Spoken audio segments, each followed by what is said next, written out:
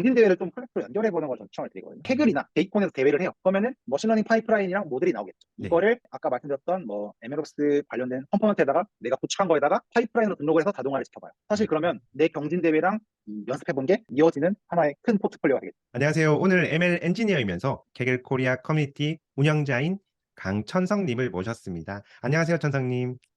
안녕하세요. 예. 이렇게 네, 함께 해주셔가지고 너무나 감사하고, 예, 영광입니다. 감사합니다. 네.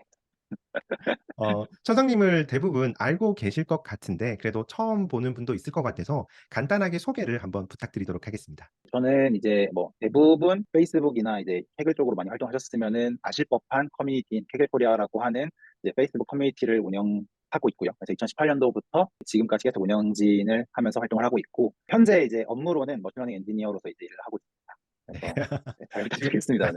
네. 네. 예, 커뮤니티 이야기가 나와서 커뮤니티 질문 먼저 드려보도록 하겠습니다. 저도 천성님을 케글 코리아 커뮤니티를 통해서 만났는데요. 이 케글 코리아 커뮤니티는 어떤 커뮤니티일까요? 어떻게 또 만들어졌을까요? 지금 뭐 회원님께서도 제가 처음에 커뮤니티 이제 스터디를 이제 모집을 하고 이제 그 스터디에서 이제 이렇게 활동을 시작하셨던 걸로 제가 기억을 하는데, 저희 캐리코리아도 원래는 스터디였습니다. 그래서 원래 뿌리는 이제 현재는 이제 이름이 약간 다르긴 하지만 그 당시에 캐글 뽀객이라고 하는 커뮤니티가 있었어요. 지금은 데이터 뽀객이라고 하는 이제 커뮤니티가 변경이 되었었고요. 저희는 그 당시에 캐글 뽀객이의 지원을 받는 하나의 스터디 중에 이제 음, 그냥 불과했었고요. 그리고 대전에서 처음에 스터디를 진행을 하다 보니까 그 당시에 또 그렇게 막 책이나 뭔가 공부할 만한 것들이 많지는 예. 않았어요. 그러다 보니까 일단은 저희를 지원해주는 쪽도 캐글 포기이었었고 자연스럽게 캐글을 하다 였었기도 했었는데, 그 당시에 또 저희가 공부를 해보니까 자료가 많이 부족했던 게 좀 아쉽더라고요. 그리고 이 하나하나 공부를 하는데 소중한 뭔가 정보들을 그냥 단순히 그냥 우리 스터디에서 끝내는 게 너무 아쉬웠어요. 그러다 보니까 요거를 조금 공유할 수 있는 채널을 만들면 좋지 않을까라고 이야기를 하다가 이제 그 당시에 스터디를 같이 하시던 유한님, 그리고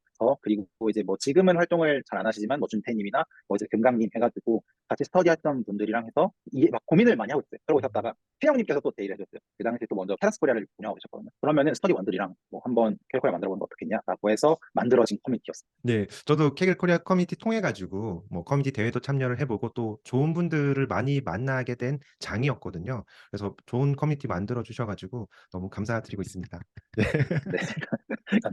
케겔 이야기가 나와서 궁금한데요. 천성님이 또 이렇게 대회에서 수상하신 컴피티션도 있을 것 같은데, 뭐 수상을 떠나서 천성님이 참여를 하면서 많이 배웠던 또는 성장했던 컴피티션이나 어떤 노트북 이런 것들이 있다면은 좀 공유를 해주실 수 있을까요? 노트북이 사실 딱히 떠오르진 않는데, 저도 사실 캐그를 취업하고 이후에는 많이 못했어요. 그러니까 저도 음, 대학생 때 많이 했었고, 물론 취업 이후에도 대회를 몇 가지 하긴 했지만, 제가 딱 기억에 남는 대회는 두 개 정도 있습니다. 하나가 뭐였냐면, 2018년도 한 말쯤인가? 2019년도 초인가? 아마 그쯤이었을 거예요. 이제 19년도 넘어가는 그 사이쯤이었는데, 그 당시에 올해 꼬리 이미지를 보고 예측하는 클래시피케이션 분류를 해주는 테스트가 있었습니다. 그래서 컴팩 웨일 블라블라였던 것 같은데 제가 정확하게 기억이 안 나요. 그래서 네. 태스크 자체가 그냥 단순히 우리가 뭐 그냥 꼬리 사진을 보고 분류하면 되겠구나라고 이해할 수가 있는데, 이 태스크의 좀 특징이 뭐가 있었냐면 데이터셋이 클래스 인밸런스한 문제가 매우 심했습니다. 그러다 음, 보니까 각 클래스는 엄청나게 많은데 클래스에 비해 안에 들어가 있는 샘플들은 매우 적은 상태였었죠. 근데 이제 또 그 당시에 제가 뭐 딥러닝, 신경망 모델 뭐 이런 거 많이 공부를 했긴 했지만, 이제 그래도 제가 바로 딱 떠오르는 거는 일단 CNN 모델 한번 돌려보자 정도 수준이었거든요. 그러다 보니까 이제 돌렸는데 사실 분류가 안 되죠. 제 기억에 클래스가 한 몇 개였던 걸로 기억하거든요. 상당히 많았습니다. 어, 클래스 엄청 많았어요. 그러다 예. 보니까 이제 이게 일반적인 그냥 모델로 안 되는 거죠. 디스커션이랑 이제 노트북 쪽에 사람들 올라온 아이디어를 보니까 원샷 러닝, 뭐 퓨샷 러닝 이런 식으로 데이터셋 적을 때 쓰는 아이 기법들 뭐 이런 것들을 이제 이야기를 하고 계시더라고요. 저는 이제 모르니까 가서 이제 보고 공부하고 이제 거기에 나오는 뭐 샵 네트워크 뭐 이런 개념이나 트리플렛 로스나 뭐 이런 식의 개념들을 보면서 이렇게 뭔가 그냥 테스트나 이런 환경에 맞춰서 적절한 이 기법들을 써야 되는구나, 아니면 적절한 모델 써야 되는구나를 그 당시에 한번 깨달았던 대회가 한 가지 있어. 두 음, 번째 대회는 이제 데이콘 대회였습니다. 이거는 캐글이 아니라 데이콘 대회였는데, 요거는 2020년도, 정확하게는 2019년도 말 12월쯤에 열렸던 걸로 기억을 하고, 실제로 제가 대회에 들어간 건 20년도 1월 9일인가였던 걸로 기억을 해요. 그래서 그 당시에 했던 건데, 아실 분들은 아실 회사지만 스트레이트 아이 아나리틱스라고 하는 인공위성 이미지를 기반으로 AI 사업을 하는 회사가 있습니다. 그래서 거기에서 데이콘이랑 같이 대회를 열었던 곳인데, 그때는 기술적인 깨달음보다는 실패에 담담해지게 되는 대회였다고 생각을 해요. 그 전까지는 제가 계속 대회를 하면은 운이 좋았던 것 같아요. 그리고 팀원들도 좋았다 보니까 뭐 성적도 괜찮게 나왔었고 공부 높게 나왔었고, 그리고 기존에 하던 테스트를 풀려고 하다 보니까 이거 완전 새로운 테스트가 아니었었거든요. 그러다 보니까 어느 정도 성적이 나왔는데, 그 당시 그 대회 같은 경우는 제가 처음 오브젝트 디텍션이라고 하는 이 테스트에도 손을 댔었던 시기였었고, 그 당시에 또 파이터치를 공부해보고 싶어서 텐서플로우로 구현되어 있는 거를 파이터치로 이제 다시 만들어 보는 연습을 해봤었어요. 근데 이제 그때 그 대회를 하는 2달 동안 하루에 한 6시간 잠자는 시간 제외하고 회사 갔다 온 다음에 퇴근하고 새벽 2시까지 맨날 대회를 했었던 기억이 있었거든요. 근데 그렇게 했는데 매일매일 오늘 나 뭐 구현해야지 해서 성공한 날도 있었고 그렇지 않은 날도 있었어요. 근데 사실 그렇지 않은 날이 더 많았습니다. 근데 이제 그때 마음가짐이 많이 바뀌었던 것 같아요. 내가 오늘 실패했네. 난 오늘 아무도 못했네. 라고 처음엔 생각을 하다가 이제 어느 정도 시간이 지나고 나니까 내가 이거 분명 한 달 전만 해도 처음 보고 구조가 뭔지도 몰랐고 뭐 페스트 신인이니 뭐 페스트 신인이니 뭐 이런 거 전혀 몰랐는데 이제는 좀 눈에 보인다. 그리고 음. 와, 뭔가 이제 또 이제 프로그래밍을 하면서 제가 틀리잖아요. 근데 어느 순간엔 이거 이렇게 하면 틀리지, 이렇게 하면 안 되지 라는 게 이제 보이더라고요. 그러니까 실패 속에서 뭔가 조금씩 조금씩 성장하는 저를 그 짧은 대회 2달 동안 혼자 하면서 많이 깨달았던 것 같아요. 그래서 제 인생에서 대회 2개 뽑으라고 하면은 아까 딥러닝 모델 뭔가 이 태스크를 선택하는 관점을 바꿔준 이 그 험백 이 웨일 대회 하나랑 방금 말씀드렸던 이 디텍션 쪽 세츄가이 그 디텍션 대회 이 2개 정도였던 것 같아요. 캑을 아까 웨일 대회를 이야기해 보면은 거기서 디스커션에서 키워드를 잡아가지고 그 키워드를 검색을 통해서 학습을 하고 다시 또 대회 참여하는 형태가 되었을까요? 그러니까 학습 자료가 많이 없었을 것 같은데 그런 것들을 어떻게 공부해 가면서 컴피티션에 적용을 시켰을까요? 우선은 그러니까 이미 제가 그 CNN을 돌려보고 잘 안 되네 해서 다른 사람 코드를 봤을 땐 이미 다른 캐글러들이 그걸로 이제 시도를 하고 있었던 시기였어요. 그리고 음. 그걸로 이제 해결도 노트북에서 소팅 동료를 할 때 이 베스트 스코어로 소팅할 수 있잖아요. 네. 그래서 상위권을 보면은 대부분 다 샵 네트워크를 쓴 형태의 이 모델들이 많이 보였었고, 그리고 또 디스커션 쪽에서도 그냥 대부분 다 그 얘기라고 썼습니다. 저는 이제 그냥 나 스스로 한번 만들어 봐야지 해서 CN을 도전했었는데 이제 실제로 다른 사람들은 이미 다 한 번씩 해봤을 거고요. 안 되는 거 알았을 거고, 아니면 애초에 이쪽으로 뭔가 퓨전 러닝, 워샷 러닝 쪽으로 연구하시던 분들은 그냥 보자마자 느낌 오셨겠죠. 보자마자 이거 한번 써보자 이렇게 해서 음. 구현하는 시였을 건데, 저 같은 경우는 일단은 제가 해보고 노트북이랑 뭔가 디스커션 내용을 봐요. 아예 모르는 모델이 나오는 거죠. 처음 보는 모델이 나와버리니까 이거 뭐지? 하면서 검색해보고 논문 찾아서 논문 읽어보고, 물론 모든 걸 다 이해할 수는 없겠죠. 그래도 이 모델이 기존 그냥 CNN 모델이랑 어떤 게 다른가 이런 걸 이제 음. 이해하고, 그리고 뭐 아이디어들 이제 이런 거 서치하면서 공부했었습니다. 자료가 많진 않아서 대부분 그냥 검색하면서 했었던 기억이 나요. 대단하신 것 같습니다. 어, 아니에요. 다 할 수 있습니다.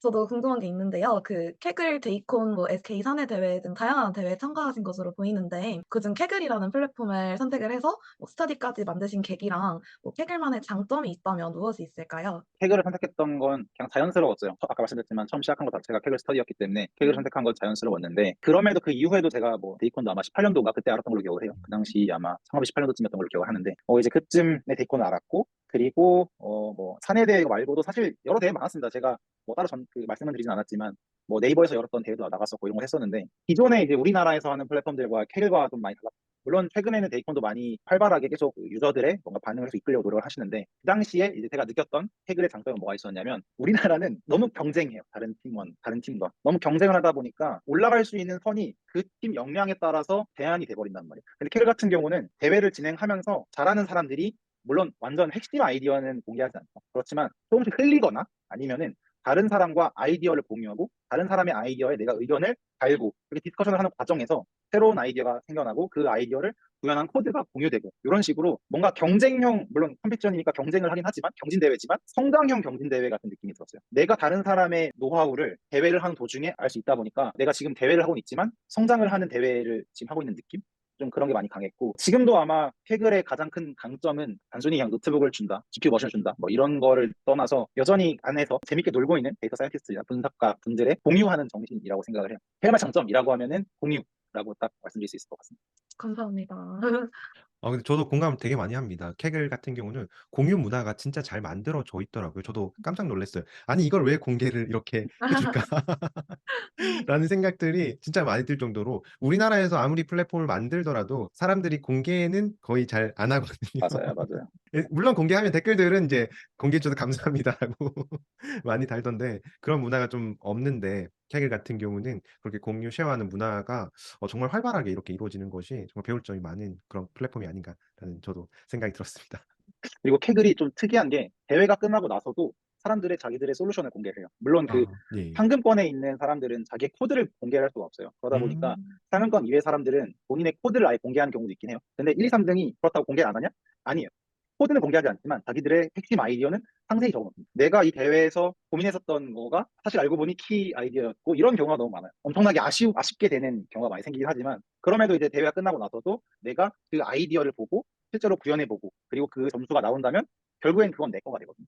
어느 정도 성장했는지, 뭔가 그냥 아이디어만 보고 과연 구현할 수 있는가? 이런 것도 해보면서 실제로 내가 성장하고 있나? 아니면 내가 조금 더 잘해지고 있나? 이런 게 좀 많이 느껴지는 것 같아요. 네, 물론 저는 끝난 팀 아이디어들을 구현할 수준까지 못 갔던 것 같고요. 당시에 사실 그랬던 것 같은데, 이제 유한님 네, 같은 네. 경우는 대회 끝나면은 항상 상위권 그 아이디어 다 구현해 보시고 실제로 음. 점수 리포팅 해보셨다고 하는 걸 들었어요. 그래서 그런 게 좀 큰 아. 특징인 것 같습니다. 근데 저 방금 처음 안 사실인데 1, 2, 3등은 코드 공개를 하면 안 되는 건가요? 네, 그러니까 그 아예 캐글 쪽에다가 대회를 열어달라고 이제 요청하는 업체 있잖아요. 근데 그 네. 업체도 아이디어 그 코드들을 음. 자기네 이제 에셋으로 쓰는 것 같더라고요. 회사마다 다를 수는 있겠지만 뭐 어떤 회사는 거기에 올라온 뭐 1등 아이디어를 뭐 회사의 실제 서비스 탑재한다거나 뭐 아니면은 사이언티스트 팀에서 뭐 참고한다거나 뭐 이런 식으로 가능하겠죠. 상금권에 있는 사람들은 코드를 공개하면 안 됩니다. 아, 그래서 그 노트북 쪽이 아니라 코드 쪽이 아니라 디스커션 쪽에 맞아요, 글을 맞아요. 적는군요.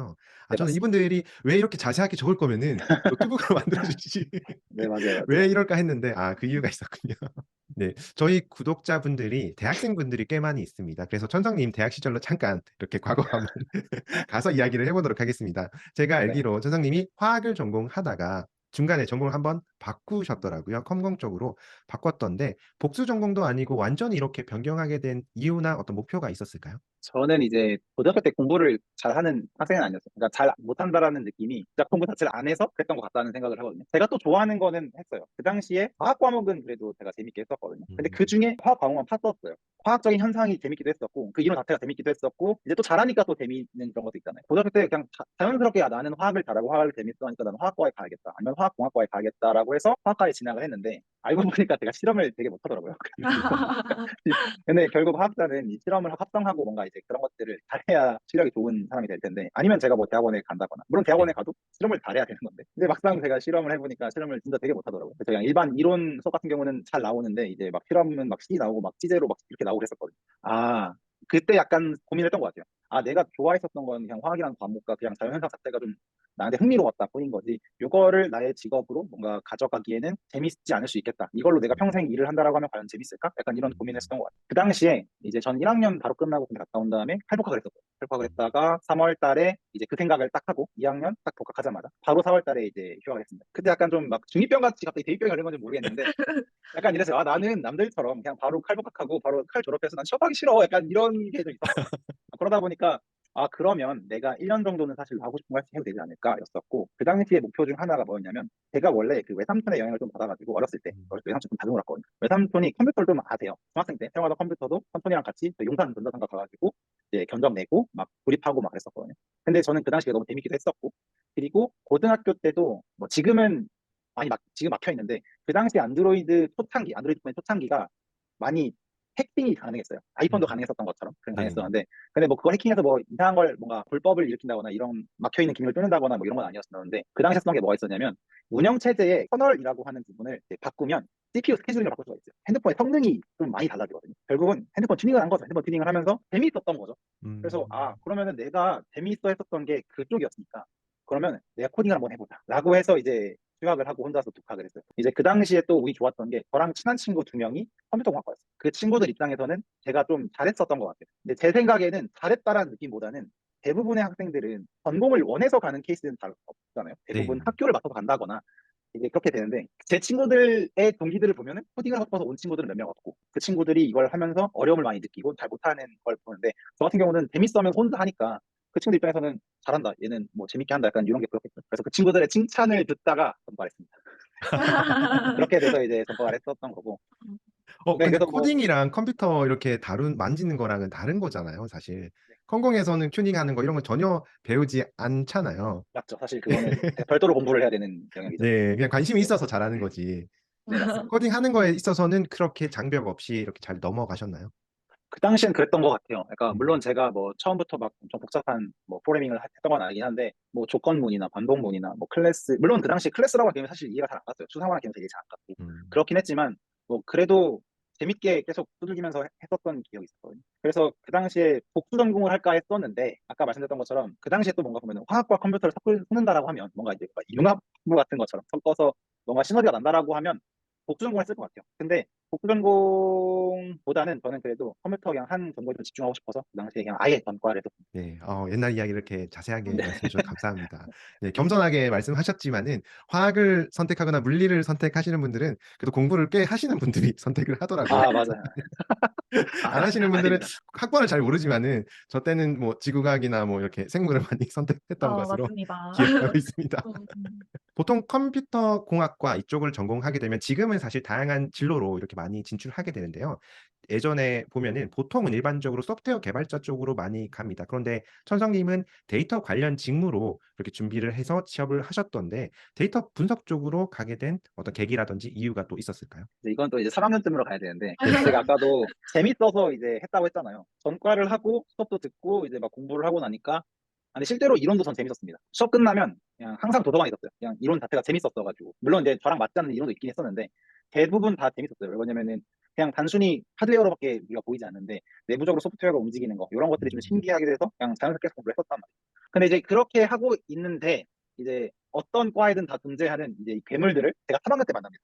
그 친구들을 보면서 아, 저런 친구들이 흔히 말하는 IT 대기업을 가는 친구들이구나. 좀 생각이 빠졌어요. 뭐, 물론 저도 이제 많은 분들한테 남들과 비교하지 말라라고 이야기하지만 그 당시엔 저도 어렸으니까요. 근데 저 친구들 보면서 아, 나는 안 되나? 약간 이런 생각도 있었죠. 그러다가 자연스럽게 캐그를 시작했던 거거든요. 캐그를 사실 스터디 할 때만 해도 내가 머신러닝 쪽, AI 쪽으로 가야 되나? 라고 하는 확신은 사실 없었어요. 사실 없었는데 이때 이제 저는 학사 졸업이긴 한데 학부모님도 오래 했습니다. 그래서 4학년 때 또 교수님을 만나요. 저의 커리어에 영향을 아주 많이 끼치는 교수님인데 그 당시에 이제 저희 교수님께서 이제 새로 오셨어요. 제가 4학년. 그때도 그냥 킥을 좀 하면서 스터디 좀 하면서 뭐 졸업 연구를 딥러닝으로 하면서 이렇게 하고 있었던 시기였었거든요. 근데 여전히 정해지진 않았어요. 커리어가.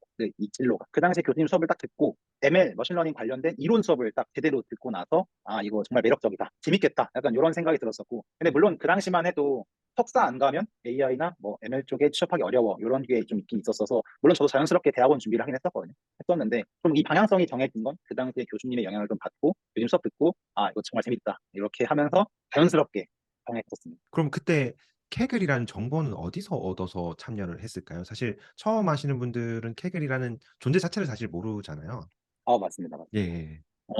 그 당시는 유아님께서 스터디를 열었는데 거기에 음. 이제 준사는 친구가 먼저 지원을 해서 스터디를 진행하고 있었어요. 그러고 있다가 이제 제가 한창 그 괴물 친구들을 만나면서 이제 막 한창 막 힘들어하고 있을 시절에 갑자기 친구가 제 학교 앞에 왔다고 하는 거예요. 그 친구가 여기까지 올 일이 잘 없단 말이죠. 왜 왔니? 라고 했더니 이제 스터디하러 왔다고 무슨 스터디다라고 이야기하는 거예요. 근데 이제 그 친구가 사실 맨 처음에 그걸 할 때 저한테 얘기했었거든요. 연방학 때문에 야, 나 문스터 할 건데 같이 할래 했었는데 핵을 그게 뭐야? 하면서 딱 들어가서 보니까 아. 이거 뭐야 이거 약간 이렇게 하다가 그냥 넘어왔었는데 그 당시에 그 친구가 와가지고 한번 같이 가자라고 해서 그렇게 알게 됐었어요. 그래서 저는 사실 머신러닝 이쪽을 먼저 알기보다 준태라는 친구를 통해서 먼저 케글 스터디에 들어가게 됐고 거기에서 아, 이 딥러닝, 뭐 머신러닝, 아, TV에서 나오는 알파고가 이런 거구나라는 이제 물론 다르지만 이제 뭐 거기서 말하는 AI가 이런 거구나라고 하면서 그때 먼저 시작했어요. 아, 친구 따라 강남 간 아, 그런 네, 케이스. 맞습니다. 네, 맞습니다. 아, 친구를 잘 만나셨네요. 선생님께서 졸업을 하고 데이터 분석가 뭐 이쪽으로 데이터 쪽으로 취업을 첫 번째로 한 것으로 알고 있는데요. 이 취업을 위해서 어떤 것을 좀 더 공부하고 준비를 해서 이 직무에 지원을 했을까요? 원래 4학년 때까지 또 대학원 준비를 했었거든요. 아, 아. 예. 예. 그러다 보니까 전 대학 생활이 없었어요. 그래서 음. 뭔가 대학생 신분으로 할 수 있는 경진대회나 아니면은 뭔가 공모전 이런 걸 해보고 싶어서 저는 한 학기를 졸업을 유예를 했었거든요. 일부러. 사실 저는 2019년도 상반기 취업을 했지만 그때 취업할 생각이 없었어요. 그러다 보니까 뭔가 명확하게 내가 이걸 준비해서 나의 필살기로 가져가야지라고 하는 느낌보다는 그냥 되는 대로 그냥 대회 같은 것도 해보고 캐글이나 뭐 데이콘 이런 것도 해보고 아니면은 그냥 외부에서 회사에서 열리는 그런 대회들도 나가보고 했었던 것 같아요. 근데 이제 그 당시에 제가 공부했었던 거라고 하면은 사실 정리가 잘 그 당시에 되진 음. 않았던 것 같거든요. 그래서 선생님 그러면 네, 나가셨던 컴피티션이나 대회나 이런 것들이 취업할 때 좀 도움이 되었다라고 생각을 하시나요? 많이 됐죠. 네, 많이 음. 됐었고. 그러니까 물론 저도 이제 최근에 뭐 취업 준비생분들 자주 만나거든요. 자주 만나고 네. 그분들께 뭐 멘토링 같은 느낌으로 이제 뭐 이런저런 이야기를 해드리긴 하는데 제가 항상 말을 하는 게 남들이 안 하는 걸 해야 된다라고 이야기를 말씀을 드려요. 근데 그 당시에 지원자 중에 케그를 하는 사람은 진짜 손에 꼽았을 겁니다.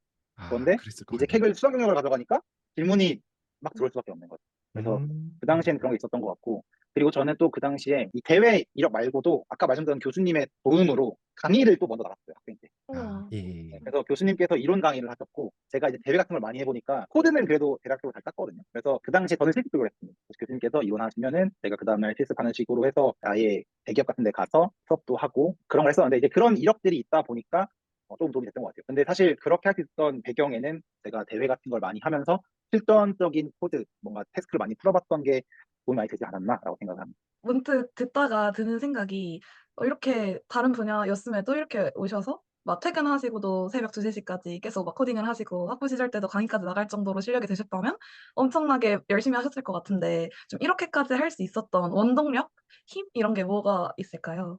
음흠.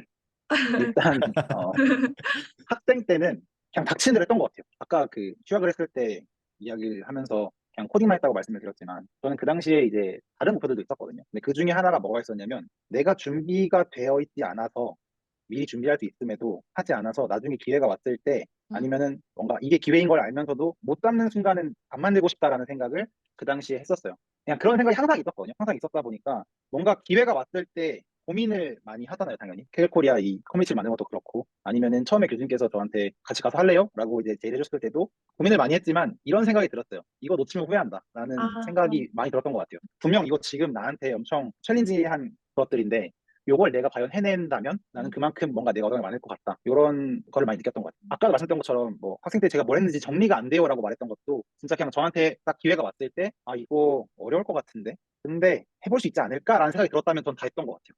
그래서 어. 커뮤니티 활동도 그랬었고 교수님 제의 아니면 대회 뭐 이런 것들도 다 그렇게 학생 때 했던 것 같고 아까 그 말했던 그 대회 6시간씩 하면서 했었던 대회 같은 경우는 그거는 그냥 재밌어서였어요. 그러니까 재밌어서. 예, 예, 그 어. 당시 선배님들한테는 죄송하지만 이제 회사 일이 재밌지 않았거든요.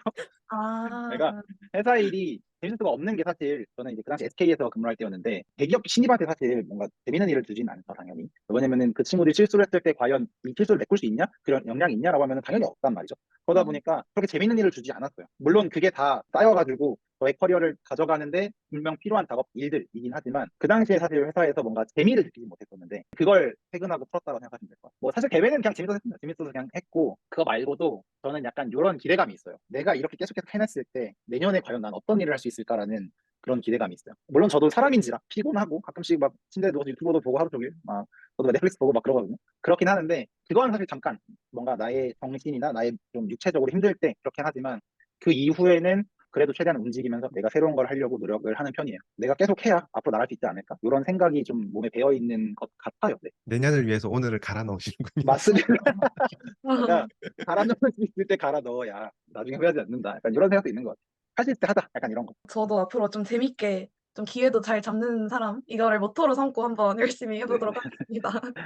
잘하실 거예요. 네. 감사합니다. 저 주로 화학 도메인에서 공모전도 나가고 뭐 신약 개발 등의 회사도 들어가신 것으로 알고 있는데 이렇듯 데이터 분석가에게 특정 도메인이 갖는 의미와 중요성이 궁금합니다. 제가 사실 뭐 이전 회사도 신약 개발이고 뭐 지금 회사도 제가 블록체인 도메인에서 머신러닝 AI 업무를 하고 있거든요. 사실 좀 특이한 도메인, 일반적인 도메인은 아니고 사실 이 도메인이 어찌 보면 강점이 되기도 하면서 어찌 보면 리스크인 것 같기도 해요. 왜냐면은 내가 한 도메인에 오래 있다 보면 물론 거기서의 전문성이 생기죠. 전문성이 생기는데 만약에 내가 도메인을 바꾸고 싶다라고 했을 때 과연 바꿀 수 있을까? 나의 실력뿐만 아니라 내가 용기를 내기도 사실 어려워지게 되죠. 물론 저 같은 경우는 화학이라는 도메인이 사실 낯설지 않아요. 저는 오히려 신학개발 회사를 갔던 것도 분명 내가 이거 과를 볼 때는 화학과 컴퓨터를 쓸 수가 없었는데 이거 뭐야 왜 갑자기 화학이랑 AI를 쓸 수 있지? 다 아. 돼서 이건 무조건 가야 된다 해서 이직을 했던 케이스였거든요. 아. 네. 그래서 이제 뭐 요건 약간 저희 새로운 도전은 아니었지만 지금 블록체인에 있는 이런 도메인 이런 도메인 같은 경우는 누군가에게는 생소할 수 있다. 물론 사실 저 블록체인도 생소하진 않아요. 이제 블록체인이라고 하는 이 거를 제가 뭔가 기술적으로 공부를 많이 하진 않았지만 그래도 블록체인 커뮤니티에 많이 제가 가보기도 하고 많은 사람들 이야기도 많이 해보다 보니까 자연스럽게 해졌었거든요. 그렇게 뭔가 또 이거 오는 것도 저에게 엄청나게 큰 도전이냐는 아니긴 했는데 사실 이 도메인을 하나를 내가 고르는 것도 좋을 것 같기도 하고 그러니까 내가 즐거움을 느낄 수 있다면 아니라고 하면 좀 제너럴하게 가는 것도 나쁘지 않을 것 같다라는 느낌이 좀 듭니다. 제너럴하게 가면은 회사 내에서도 내가 여러 가지 일을 할 수가 있으니까 일 자체가 재미있으려면 사실 그 도메인에 관심이 많아야 되거든요. 근데 이제 관심이 없는 도메인에 가면은 아까 저처럼 이제 퇴근하고 재밌는 거 찾아러 가는 거예요. 네, 약간 그런 식이 되는 것 같습니다. 저는 뭔가 지금까지 도메인은 무조건 나중에는 언젠가 정해야 된다라고 생각을 했는데 또 그런 거는 아닌 것 같네요. 도메인이 자연스럽게 정해지긴 할 거예요. 근데 사실 내가 아. 어떤 회사에 가냐에 따라서 자연스럽게 정해지긴 할 건데 뭐 저는 그래도 도메인에 의존적이지 않게 일을 하려고 좀 노력을 하는 편이에요. 그리고 여러 회사를 돌아다니면서 다양한 경험을 하고 계시는 것으로 보이는데 이직을 할 때 뭔가 가장 중요하게 생각하시는 점이라든가 본인만의 가치관이 있다면 물어봐도 될까요? 면접 질문이네요. 아 그런가요? 아 아니, 죄송합니다. 아닙니다, 아닙니다, 아닙니다. 아 저 어, 어. 가장 중요하게 생각하는 점은 물론 다양하게 있을 것 같아요. 뭐 약간 이런 거죠. 이직을 해야겠다라는 마음이 먹을 때, 저는 제가 이 회사에서 약간 무력감을 느낄 때나 이 아, 회사에서 내가 더 이상 할 수 있는 게 없다라고 느낄 때, 근데 할 수 없다라고 느끼는 게 뭔가 배울 게 없을 때도 좀 느끼거든요. 내가 아, 무언가를 시도할 수조차 없는 이 무력감을 느껴서 뭔가 새로운 걸 해서 내가 배울 수 있어야 되는데 그런 거를 못할 것 같다는 느낌이 오면 그때 고려를 합니다. 그래서 전 사실 가장 중요하게 생각하는 건 나는 이 회사에서 이런 거를 더 해보고 싶다는 생각이 들지 않으면 가는 것 같아요. 실제로 지금 회사를 제가 선택을 할 때도 가장 큰 것 중에 하나는 이제 저의 커리어 롤모델이 제 사수로 계시거든요. 지금은 사수가 아닌데 이제 제가 입사했을 때만 해도 사수님이었어요. 그분 밑에서 일해보고 싶다도 있긴 했었지만 저는 사실 이 AI 기술을 실제 서비스로 한번 만들어 보고 싶었거든요. 그리고 회사의 핵심 비즈니스가 되는 모델을 내가 또 관리해 볼 수 있다라는 경험, 이것도 좀 중요하다고 생각을 했었어요. 지금은 매우 만족하면서 다니고 있고 아직까지 제가 이 회사에서 배울 수 있는 거 너무 많고 또 스타트업이다 보니까 단순히 제가 머신러닝 엔지니어니까 뭐 머신러닝 파이프라인만 다루는 거 아니야? 아니면 머신러닝 파이프라인 운영만 하는 거 아니야? 라고 할 수 있는데 저는 요즘에 또 백엔드 업무도 하고 있거든요. 그래서 이제 백엔드도 배울 수 있고요. 그리고 나중에는 데이터 엔지니어링도 배우고 싶습니다. 그래서 아직 이 회사에서 할 수 있는 게 너무 많고 배울 수 있는 게 너무 많다고 생각하고 있습니다. 그거를 배운다고 표현한다는 게 굉장히 긍정적으로 받아들이시는 것 같아요. 네. 이렇게 어떻게 보면 요즘에 옵스라고 붙게 되면은 뭐 백엔드부터 해서 다 하게 되잖아요. 그래서 너무 많은 다양한 것들을 할 때 스트레스로 볼 수도 있는데 음, 그것을 배운다고 생각하는 것 자체가 남다르신 것 같습니다. 음. 근데 또 요거는 저의 커리어 목표랑도 살짝 이어지는 것 같아요. 음, 저는 제가 올해 31살인데 30살 중반쯤에는 CTO를 달아보고 싶다는 생각도 살짝 하거든요. 와, 그러려면 이 AI 쪽에서 제가 데이터 엔지니어링부터 이 MLOps까지 쭉 다 전부를 알아야 되는 거잖아요. 그 기술 전부를 다 알아야 되니까. 그래서 아직 멀었다고 생각은 해요. 그래서 열심히 배우려고 하는 거고 더 알고 싶다 이렇게 되는 거죠.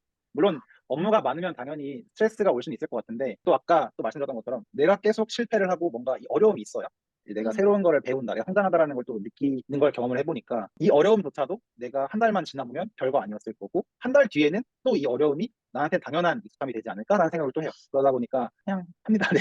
약간 그런 마인드로 일을 해요. 저는. 와, 어. 천성님 CTO가 되면 다시 한번 더 모시도록 하겠습니다. 대기업, 스타트업 이렇게 세 개 회사에 일을 하셨는데요. 직무명은 어떤 것을 타이틀로 가져가셨었나요? 이때 직무명에 따라서 업무는 어떤 큰 차이점이 있었을까요? 제가 첫 회사 대기업에 있을 때는 이제 입사는 데이터 분석가로 입사했었고요. 그 당시에는 이제 고객사에 나가서 고객들이 원하는 데이터 분석해주고 뭐 이제 컨설팅 해주고 약간 이런 조직에 있었어가지고 이제 그런 업무를 했었고요. 그리고 또 그 사이에 제가 한 6개월 정도 데이터베이스 관리자 쪽으로 또한 TV도 한번 했었어요. ML이랑 전혀 관련 없는 거였었죠. 그래서 그 당시에 제가 열심히 대회를 하던 열심히 대회를 하던 시기가 그때였었고요. 근데 또 그때 또 많은 걸 배우긴 했습니다. 이제 운영하는 사람들의 관점이라던가 이런 것도 그 당시에 너무 많이 잘 가르쳐 주셔가지고 아직까지 잘 가져가고 있고 그런 다음에 이후에 이제 이직한 회사, 이전 회사죠. 이전 회사 같은 경우는 머신러닝 파이프라인을 스스로 만들 수 있으면 아니면 딥러닝 프레임워크를 쓸 수 있으면 AI 사이언티스트였어요. 그래서 음. 사이언티스트로 들어가긴 했지만 실제로는 저는 이제 머신러닝 엔지니어링 업무를 했었고요. AI 엔지니어링 업무를 해서 이제 일반적으로 뭐 MLOps 오픈소스라고 하면 쓰는 기술 스택들 이런 것들을 한 해에 구축을 하고 사이언티스트 분들과 협업을 하면서 절차나 정책들 만들어내고 이런 업무를 했었고요. 그런 다음에 지금 회사에서는 구축하는 업무는 사실 안 하죠. 이미 구축이 잘 되어 있으니까. 그래서 기존 파이프라인을 운영을 하고 그리고 기존 파이프라인에 불안정한 부분이 있다면 그 부분을 프로파일링을 해서 버그를 고쳐서 좀 더 안정적으로 만든다거나 그리고 또 최근에 제가 또 해봤던 게 뭐가 있었냐면 비용 최적화를 한다고 실제로 저희 회사가 돌리는 파이프라인이 하루에 한 4, 5천 개 정도 됩니다. 작년까지만 해도 한 8천 개까지 갔었는데 거기서 성능이 떨어지는 친구들은 편했거든요. 성능이 좀 괜찮은 친구들이 한 4천 개에서 5천 개 정도를 이제 왔다 갔다 해요. 걔네가 보면은 쓰는 컴퓨팅 자원이 파이프라인마다 다르거든요. 어떤 거는 데이터가 많아서 많이 쓸 거고요. 메모리를. 어떤 거는 데이터가 적으니까 메모리를 적게 쓸 겁니다. 그러면은 우리가 이 사용하는 자원에 따라서 티어를 나누고 이 자원들을 분배해줄 수 있다면 비용 최적화가 가능하겠죠. 이전에는 하나의 큰 머신에 다 넣어서 돌리는 방식이었다면 지금은 각 파이프라인이 아니면 각 프로젝트가 사용하는 리소스에 따라서 분리를 하는 식으로 작업을 했었는데 이제 그런 거 작업을 또 해봤었어요. 또 그런 것도 하면서 월간 비용 원래 기존에 나가던 금액 대비 한 90% 절감을 했나? 오. 와, 아, 90%는 아니었던 것 같아요. 한 80% 절감했던 것 같아요. 80% 와, 절감하고 그럼 와, 인센을 받으셔야 되는 거 아닌가요? 그런 건 이제 회사에서 판단을 하시겠죠. 그래서 아, 그런 예. 것도 해봤었고 또 이제 새로운 아키텍처 적용을 해본다고 하면서 기존의 이제 컴퓨터에서는 인텔 아니면은 AMD에서 사용하는 X86이라고 하는 아키텍처를 쓰거든요.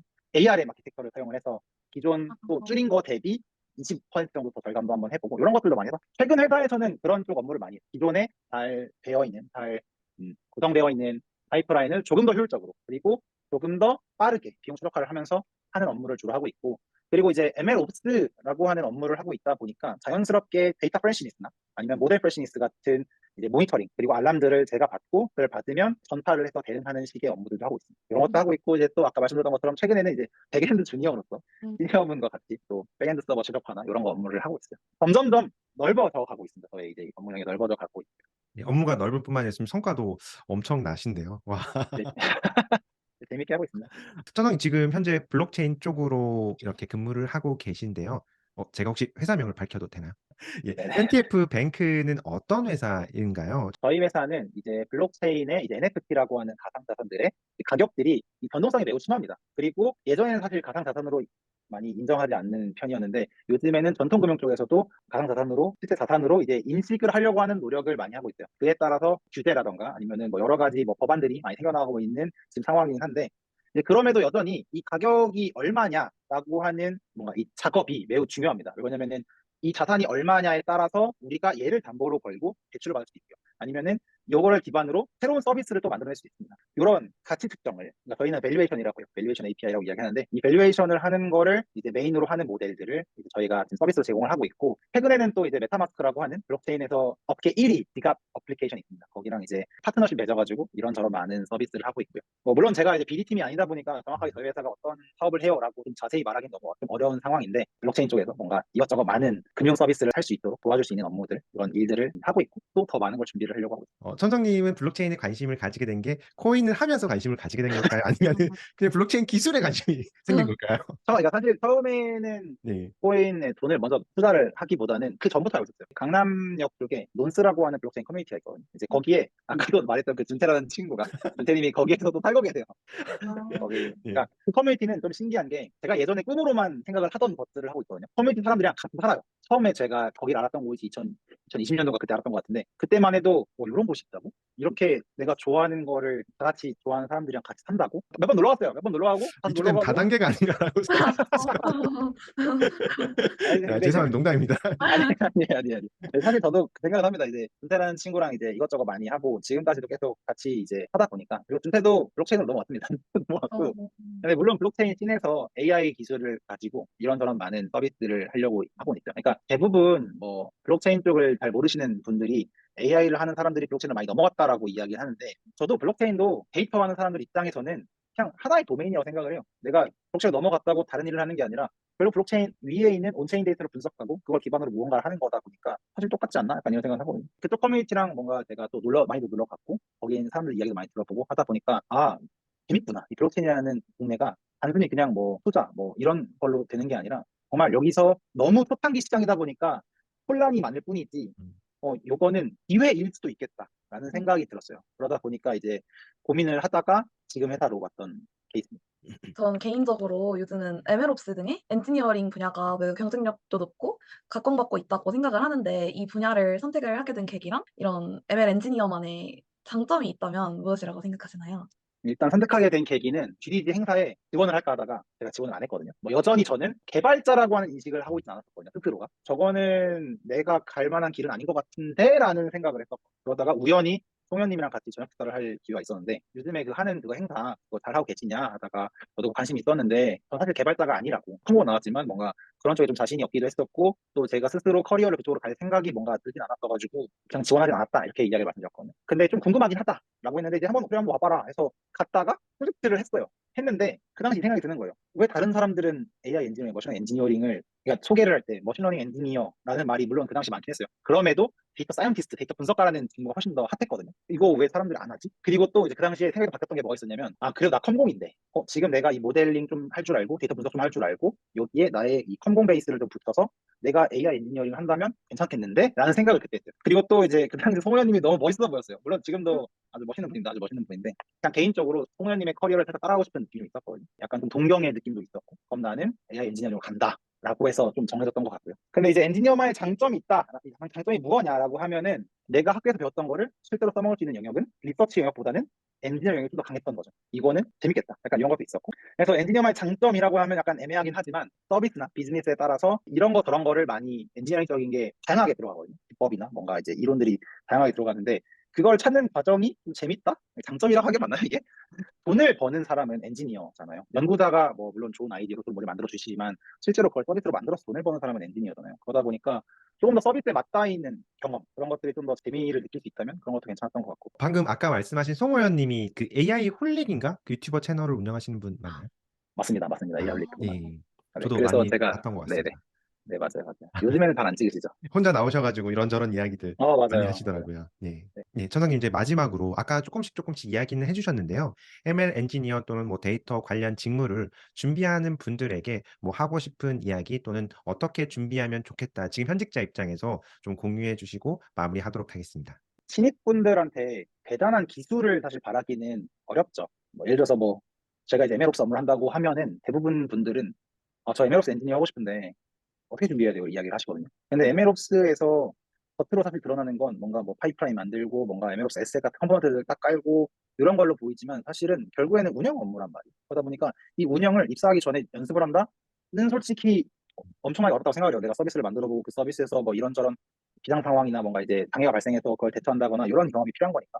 그럼 그 이외에 내가 준비할 수 있는 게 뭐가 있냐라고 한다고 하면 물론 여러 가지 기술을 다 써봤다는 게 사실 장점은 아닌 것 같은데 최소한 내가 이쪽 영역으로 관심이 있어요라고 말을 하고 싶으면 최소한 오픈소스 같은 것들은 좀 많이 써봐야 되지 않나? 라고 생각을 하고요. 최근 같은 경우는 그 마키나락스라고 하는 회사에서 실습 자료들을 많이 오픈해줬어요. 그래서 MLE를 위한 MLOps 아니면 모두의 MLOps라고 구글에 검색을 하시면 실습 자료가 나옵니다. 그럼 최소한 그거라도 내 거로 만들고 해봐야 될 것 같고요. 직무를 준비하고 싶다라고 하면은 이런 식으로 최소한 오픈소스로 내가 바닥부터 끝까지 다 구축해보는 경험 정도는 사실 만들어 볼 수 있을 것 같고 이제 그 이외에 결국엔 엔지니어잖아요. 그러면은 CS 전공 지식이 어느 정도는 받쳐줘야 돼요. 아무리 뭐 비전공자라서 저는 잘 못하는데요라고 한다고 해도 사실 회사는 프로의 영역이잖아요. 그러니까 뭐 전공이든 아니든 사실 그런 건 별로 신경 쓰지 않을 거란 말이에요. 그러면은 컴퓨터 전공 지식을 조금 잘 하셔야 되는데 모든 전공을 다 커버할 수는 없으니까 최소한 앞에 이런부터 아, 운영체들 데이터베이스 네트워크 이 4개 최소한 이 4개 과목은 이제 머신러닝 엔지니어 아, 업무를 하면서 직접적으로 많이 관련되어 있는 전공이다 보니까 최소한 요거 정도는 잘 뗐으면 좋겠다라고 생각을 하고요. 사실 이런 것들은 내가 평소에 쌓아놔야 되는 거고 남들과 다른 어필을 해야 되잖아요. 아까도 제가 여러 번 언급을 했지만 저는 남들과 다른 거를 최대한 하려고 노력을 했어요. 생각을 해보면 돼요. 내가 HR 담당자인데 우리 회사에 오고 싶다고 지원한 사람이 한둘이 아닐 거잖아요. 그러면 몇백 명이 지원을 할 겁니다. 그러면 HR 담당자 입장에서 봤을 때 거기서 거기 비슷한 사람은 일단은 걸러질 겁니다. 이제 정말 안타까운 현실이지만 걸러질 거예요. 어쩔 수 없어요. 그렇게 되는데 그러면 내가 HR 담당자가 봐도 얘는 약간 이 친구는 다른 경험을 했는데 라고 하는 걸 어필할 수 있는 게 뭐가 있을까? 라고 한다면 저는 사실 그 중에 하나가 킥이라고 생각을 해요. 왜냐면은 킥을 안 해요, 사람들. 아무리 저희가 킥을 코리아에서 킥을 하세요, 좋아요, 좋아요 이야기는 하지만 킥을 어려워요, 뭐 이제 영어라서 어려워요 이런 것도 있고 시간이 없어요, 컴퓨터가 없어요 라고 이야기는 하지만 요즘에는 킥을 해서 잘 돼요. 뭐 그러니까 남들과 다를 만한 필살기 하나 준비를 하셔야 될 것 같다. 제 생각에는 태글이 사실 그것 중에 하나일 것 같습니다. 그래서 그런 것처럼 남들과 뭔가 좀 다르게 내가 어필할 수 있는 경험을 좀 준비하면 좋을 것 같아요. 좀 정리를 다시 해보면 내가 머신러닝 엔지니어로 가고 싶다면 이제 최소한 머신러닝 엔지니어링에서 사용하는 오픈소스 툴들은 좀 최대한 많이 써보고 그리고 단순히 써보는 게 아니라 진짜 내 거로 만들자. 하나하나 뭔가 인가를 넣는다거나 아니면 각각의 툴들이 왜 필요한지 아니면 이거에 대안은 뭐가 있는지 이거의 장단점이 뭔지를 파악을 하면서 써보자가 있을 거고 이제 두 번째로는 기본기 아까 컴퓨터 사이언스 말씀드렸던 전공 4개 정도 기본기였었고요. 그런 다음에 마지막은 남들과 조금 달라질 수 있는 나만의 필살기를 만들어 보자. 아니면은 뭐 실제로 아까 앞에서 연습했었던 이 오픈소스 툴들을 가지고 실제로 서비스를 만들어 볼 수 있겠다. 작은 서비스들. 아니면 이런 것도 괜찮을 것 같아요. 제가 좀 많이 추천을 드리는 건 경진대회를 좀 프로젝트로 연결해보는 걸 전 추천을 드리거든요. 케글이나 데이콘에서 대회를 해요. 그러면은 머신러닝 파이프라인이랑 모델이 나오겠죠. 네. 이거를 아까 말씀드렸던 뭐 MLOps 관련된 컴포넌트에다가 내가 구축한 거에다가 파이프라인으로 등록을 해서 자동화를 시켜봐요. 사실 그러면 내 경진대회랑 연습해본 게 이어지는 하나의 큰 포트폴리오가 되겠죠. 그리고 이런 경진대회들이 많이 쌓인다면 그러면 과연 이 프로젝트는 얼마나 큰 하나의 큰 나의 포트폴리오가 될까라는 생각이 들어요. 뭐 그런 식으로 좀 준비를 많이 하셔야 될 것 같다라는 생각이 듭니다. 와. 마지막에 이렇게 정리까지 잘 해주셔가지고 강의를 하나 들은 기분입니다. 오늘 시간 내주셔가지고 너무나 감사합니다. 네, 저도 불러주셔가지고 좀 약간 영광이었고 제가 많은 이야기를 했지만 사실 제가 말한 게 전부 정답은 아니니까 본인의 상황에 맞게 변형을 하면서 이제 가져가시면 좋을 것 같아요. 불러주신 태원님께서 많이 감사드리고 민정님께서 오늘 고생 많으셨고요. 감사했습니다. 네, 감사했습니다. 네.